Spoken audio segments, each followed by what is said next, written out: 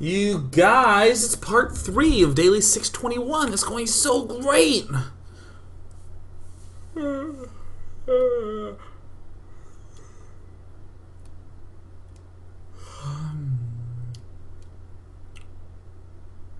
Sleepy. I'm a sleepy thing. I'm so sleepy. But seriously, fucking listen. It's Daily 621 Part 3. We've seen the way that Polt has opened up with these defensive units that, when there's no all-in detected, transition seamlessly into offensive units. Or offensive units if you play Zerg. Those units are offensive.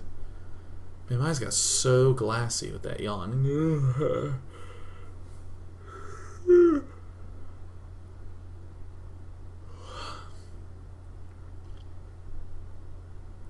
My eyes water a lot when I yawn, and this used to be a problem when I was in middle school, where, particularly in 7th and 8th grade, are when people have no sense of personal boundaries or control over their emotions, and feelings are very new to those young people in that puberty age, where they start having feelings like, what's wrong? Oh, I'm having a terrible day and no one understands because I've never felt these feelings before. And are you upset? What's wrong? Tell me everything. I don't want you to not share. I can tell. And that's when people begin to be all passive and sit there and go, ugh, and wait for people to ask them what's wrong and all that bullshit.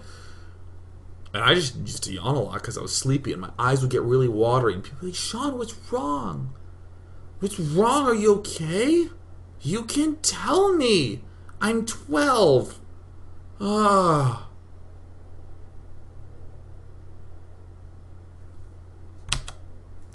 So we're going to go ahead and check out how this opening from Polt relates to the other openings. Speeding it up. Speeding it up. And he rallies to his front. It's going to go for Command Center first. Now, if you go for Command Center first, we've already seen that Polt is conservative, rallying a single Reaper here to defend the CC at his natural. Therefore, it is no surprise to us to see Polt throw down his Command Center here in a defensive position. The refinery comes up as the next structure. He's gonna get double orbital command. It's the best that he can.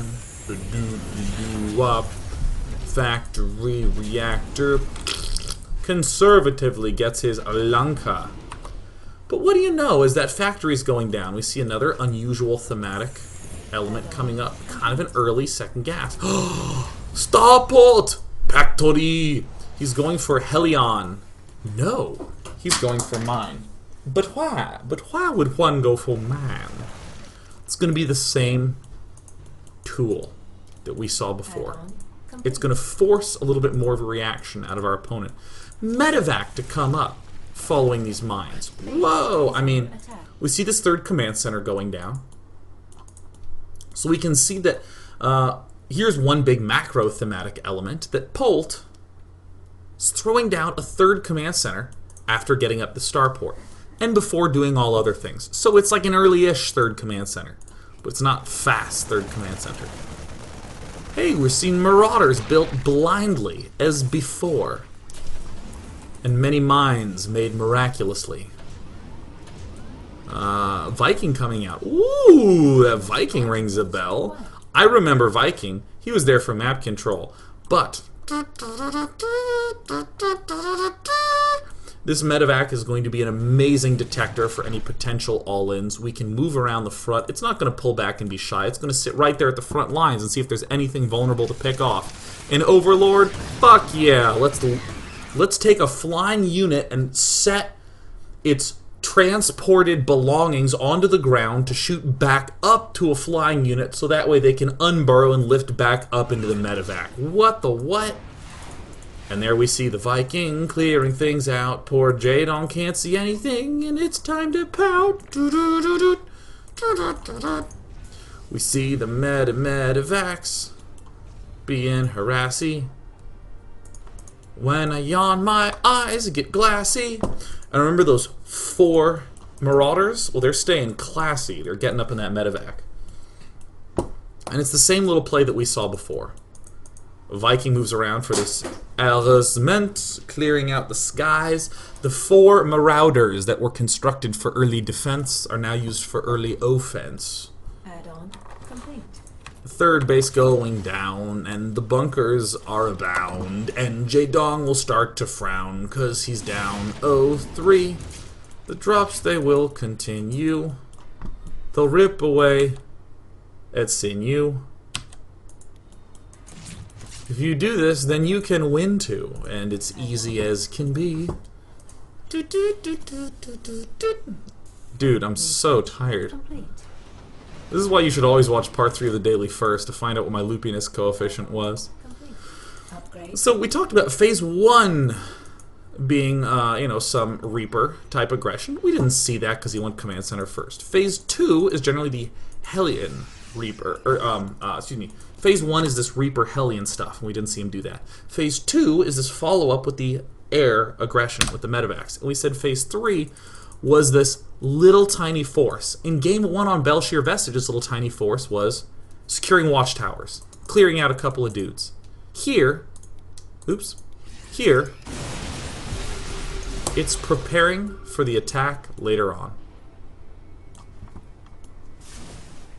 Remember how we were talking about it, 12, 13 minutes? That's generally where some of those all-ins could happen. We talked about that in part 1, and you know what? Here it is, happening in part 3. Fuck yeah, day 9 delivers. Oh yeah! Banelings connecting with everything, explosioning. That's why the mine is so important to you and me. And to Polt's victory, he's gonna kill him with all of his mines, and it's only a matter of time.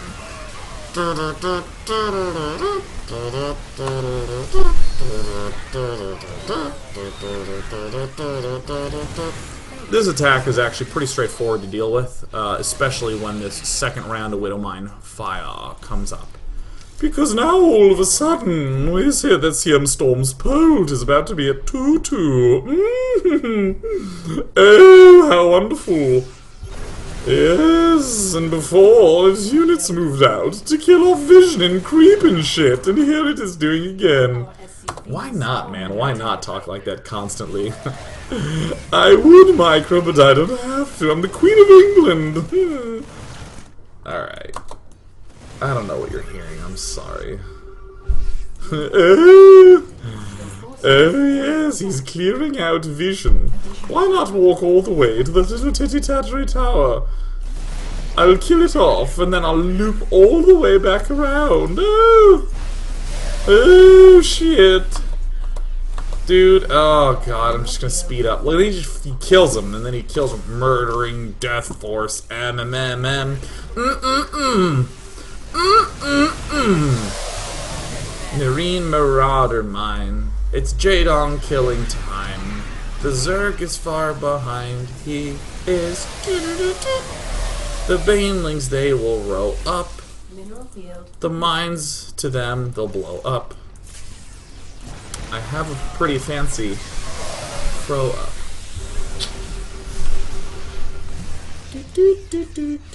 And then he kills him. Okay, let's take questions.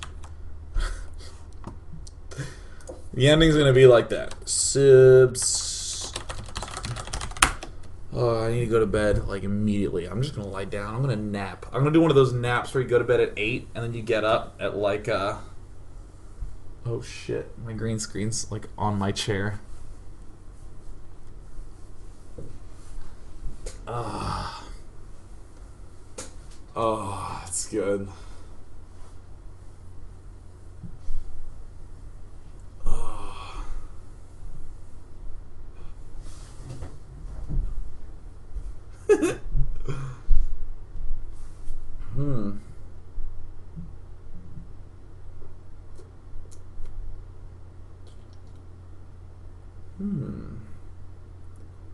No one's really asking any questions.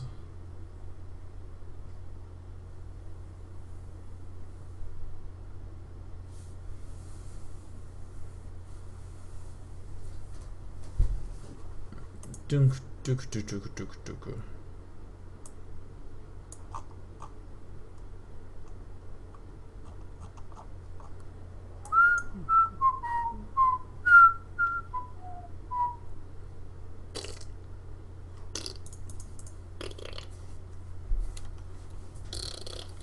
Ah, from Dizzy It and many others. What could Jaedong have done differently at any point? He could have switched to infestors earlier. Earlier infestors. They are really great. They can help the medic marine mine attacks abate.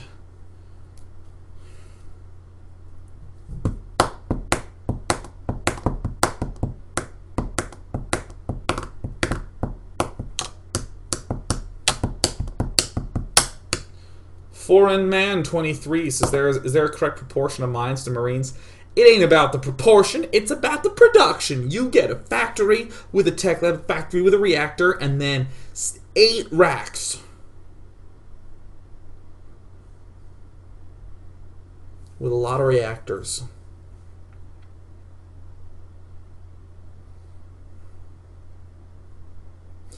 Probably say 4 reactor, 4 tech lab.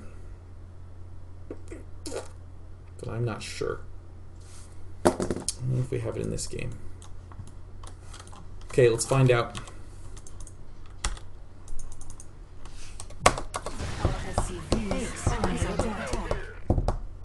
Mineral field depleted.